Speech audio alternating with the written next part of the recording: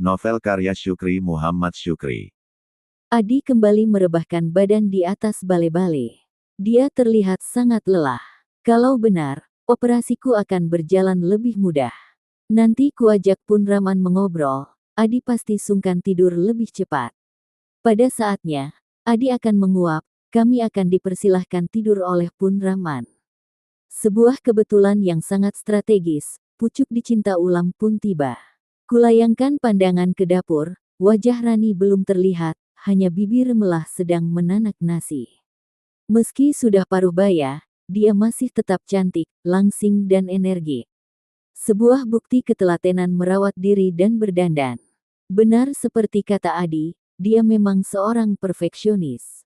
Pintu berderit, Punraman kembali dari kamar mandi. Sudah mengenakan sarung coklat motif garis-garis.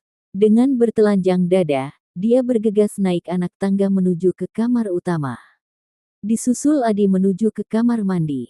Dibukanya pintu, suara berderit kembali terdengar. Sekonyong-konyong kepala Rani muncul dari bawah bale-bale, rambut hitam panjang sudah tersanggul. Wajahnya sumringah, sesekali mencuri pandang ke bale-bale.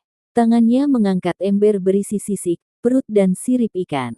Dibawanya ke arah pintu, kuamati langkahnya, makin lama makin dekat ke tempatku. Berdiri di depan pintu, dia kesulitan menarik cantelan pintu. Bergegas aku turun dari bale-bale. Kubukakan pintu untuknya. Bunyi derit engsel kembali terdengar. Dia melangkah keluar sambil mengangkat ember. Kutarik daun pintu lebih lebar, supaya dia lebih leluasa keluar. Di antara kerasnya bunyi derit pintu, kubisikkan sebuah kalimat penting. Rambutmu harum, nanti malam aku datang, bisikku dengan volume suara cukup rendah. Iya, bisik Rani hampir tak terdengar. Sejenak dia terkesima, namun segera dapat menguasai diri. Dia cukup tenang, mengangguk, lalu keluar. Itulah sinyal penguat dari bisikan iya, pintu itu kututup kembali, suara derit makin keras. Operasi rahasia bernama Murojok, nampaknya bakal berjalan mulus. Beberapa langkah sudah sesuai dengan rencana, satu lagi masalah. Engsel pintu harus dilumasi. Kemana ku cari minyak goreng, bisik hatiku. Aku berdoa, apabila perempuan ini memang jodohku, lancarkanlah semua urusannya ya Rab. Inen Rani, di mana minyak mesin jahit, teriak Punraman kepada istrinya. Di kaleng benang, jawab bibir melah dari samping tungku dapur. Sesaat kemudian, Punraman turun dari ruang makan, tangannya memegang botol putih berujung lancip. Dia menuju ke pintu, ditariknya daun pintu, disusul bunyi derit engsel. Dilumasinya ketiga engsel penahan beban daun pintu, suara derit hilang sama sekali. Benarkah doaku terkabul? Derit pintu yang merisaukan itu, kini sudah diatasi oleh Punraman. Kenapa dia buru-buru melumasi engsel itu? Mungkinkah Punraman bisa membaca rencanaku, atau sengaja membuka ruang dan waktu bagiku untuk Murojok? Ah, jangan berprasangka, bisik hatiku. Adi membuka pintu, disusul Rani di belakangnya.